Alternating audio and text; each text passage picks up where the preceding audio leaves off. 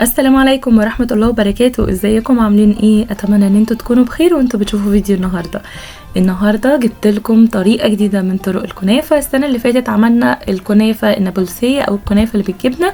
السنة دي بقى هنعمل الكنافة بالقشطة. طبعا هنستعمل القشطة الكدابة او هنعملها مع بعض دلوقتي. وطبعا القشطة دي تنفع تستعملوها في اي حلويات، مش لازم الكنافة بس، يعني ممكن تستعملوها في جلاش، في قطايف، في اي نوع حلويات انتوا حابينه. وكمان هنعرف كل الاسرار اللي تخلي الكنافة طالعة معاكم مظبوطة كده وطعمها بجد تحفه. هنبدا دلوقتي وهنشوف الطريقه مع بعض. بس يا ريت قبل ما نبدا، لو اول مره تشوفوني، انا اسمي ليندا ودي قناتي، يا ريت تشتركوا في القناه وتفعلوا زر الجرس عشان يوصلكم كل جديد. ولو عجبكم الفيديو متنسوش تعملوا لايك، ويلا نبدا على طول الطريقه. اول حاجه هبدا بيها هي الشربات او السيرب او الشيره. شربات الكنافه بيكون تقيل وبارد، فانا هحتاج لكوبايتين من السكر وعليهم كوبايه من الميه. حطيتهم على النار يغلوا مع بعض من غير تقليب لمده 5 دقايق، وبعد كده ضفت معلقه صغيره من الفانيليا ومعلقه كبيره من عصير الليمون ومعلقه كبيره من العسل الجلوكوز او العسل النحل. طبعا ده اختياري، لو انتوا حابين تضيفوه مش حابين خلاص.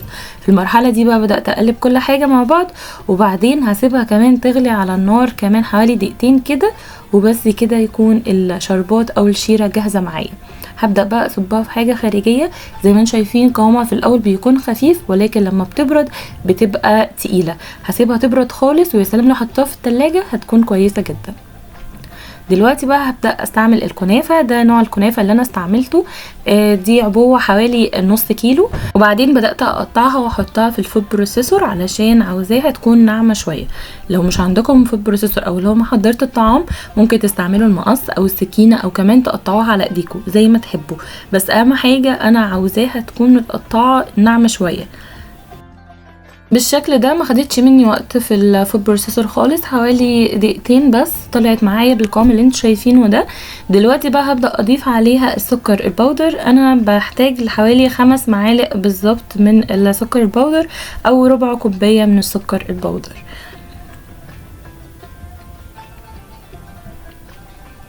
وهحتاج كمان لكوبايه من السمنه. السمنه عندي بتكون ماسكه شويه، فحطيتها في الميكرويف سيحتها بحيث انها تطلع معايا كوبايه بالظبط. يعني انا كنت لو تاخدوا بالكم حطاها وهي ماسكه ازيد من كوبايه شويه، وبعد ما ساحت بقت كوبايه بالظبط. نزلت بيها على الكنافه بالشكل ده، وبعدين هبدا اقلبهم مع بعض. اهم حاجه في المرحله دي ان احنا نتاكد ان الكنافه تكون متغلفه كويس جدا بالسمنه، وان الكنافه يتغير لونها من اللون الفاتح للون السمنه، عشان تتاكدوا ان كل حاجه اتغلفت كويس. يعني شايفين انا هفضل اقلب فيها، وبعد كده بالرغم من ده برضو هقلبها تاني بايدي واعجن فيها لحد ما اتاكد ان الكنافه تكون اتغطت تماما بالسمنه. لو حابين تضيفوا لون طعام علشان تخلوا الكنافه تكون لونها اورنج شويه واغمق شويه، ممكن تضيفوا لون برتقاني بس بيتضاف للسمنه قبل التقليب، او ممكن تضيفوا صبغه الكنافه بيتضاف للسمنه الاول وبعدين تضيفوه على الكنافه وتقلبوه، عشان ما يطلعش معاكم حته لونها اورنج وحته تانية يكون لونها فاتح. دي صينيه مقاس 30، بدات اضيف فيها سمنه تكون ماسكه نفسها شويه، ما تكونش سايحه، وبدات اوزعها. في المرحله دي يا جماعه لازم تضيفوا سمنه بسخاء، يعني كتروا من السمنه على قد ما تقدروا. دي برضو هتطلع معاكم لون مظبوط جدا من غير اي صبغه ومن غير اي الوان بالشكل اللي انتوا شايفينه ده. ضفت الكنافه عليها، بضيف تلتين الكميه. يعني انا مقدار الكنافه عندي بقسمه لتلتين وتلت، بضيف التلتين وبعدين ببدأ اوزعه بالطريقة دي الاول بايدي، واعمل جدران من الجوانب علشان احنا هنحشيها قشطة، فانا مش عاوزة القشطة تطلع بره الكنافة وبتبوظ شكلها. فبعدين بعمل الجدران دي، وبعدين بجيب صينيه اصغر شويه وابدا اضغط عليها زي ما انتم شايفين كده. اهم حاجه الكنافه تطلع معاكم مظبوطه لازم الضغط. ضغطتها كويس جدا وضغطت الجوانب واتاكدت ان كل حاجه تمام.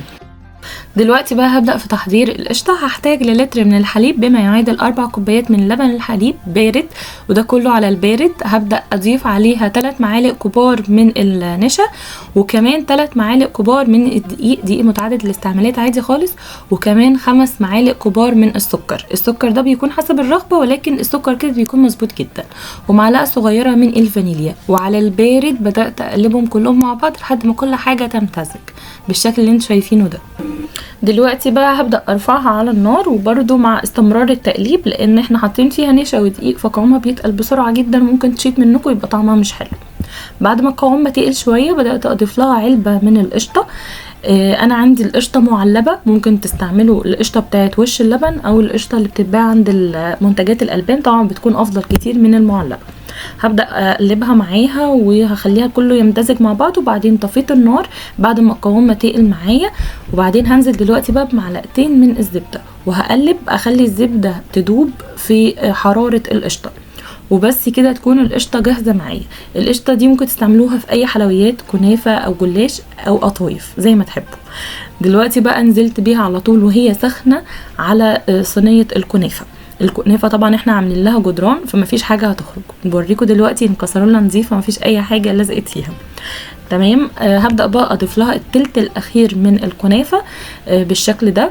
خلوا بالكم الكنافه في المرحله دي ما بتضغطش، احنا ضغطنا الطبقه اللي تحت بس، الطبقه اللي على الوش دي عشان طبعا فيها قشطه ما بنضغطهاش، انا بس بسويها بايدي وبساوي الاطراف زي ما انتم شايفين كده، واي مكان فاضي بحط فيه كنافه عشان تكون مغطيه القشطه تماما. حطيتها في الفرن ما خدتش وقت خالص، مجرد بس ما الجوانب تاخد لون، الاطراف بتاعتها تاخد لون، هبدا على طول انزلها تحت الشوايه. يعني بالظبط خدت حوالي ربع ساعه، وطبعا ده بيرجع للفرن بتاعكم. قلبتها على طول وهي سخنه، وبعدين بدات انزل عليها بالشربات. الشربات بيتضاف لها بعد ما بتقلبوها، محدش يضيفه وهي في الصينيه لان وقتها ممكن تلزق معاكم في الصينيه وما تطلعش. مجرد ما بتقلبوها وهي سخنه تضيفوا الشربات على طول تقيل وبارد. وبعدين بدات ازينها بشويه من جوز الهند، طبعا التزيين ده حاجه ترجع لكم حسب ذوقكم.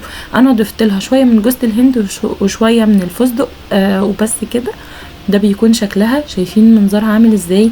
لذيذه جدا بجد، خلصت تقريبا في نفس اليوم من حلاوتها لانها بجد طعمها حلو قوي، القشطه فيها مظبوطه، سكرها حلو قوي، الشربات نفسه يعني محلي الكنافه نفسها سكرها حلو، يعني كل حاجه بجد مع بعض كده ممتازه. القشطه مع الكنافه طعمها حلو جدا.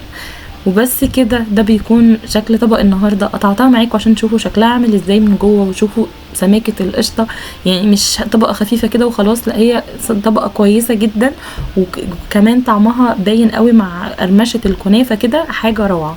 اتمنى ان انتوا تجربوها وتقولوا لي تحت رايكم في الكومنتات، وبالف هنا وشفا لكل اللي هيجربها. وبس كده، اتمنى ان انتوا تكونوا استفدتوا من الفيديو، الطريقه تكون عجبتكم، ويا ريت لو عجبكم الفيديو متنسوش تعملوا لايك للفيديو، لو مش مشتركين في قناتي تشتركوا دلوقتي وتفعلوا زر الجرس عشان يوصلكم كل جديد، واشوفكم على خير تاني قريب في فيديو جديد.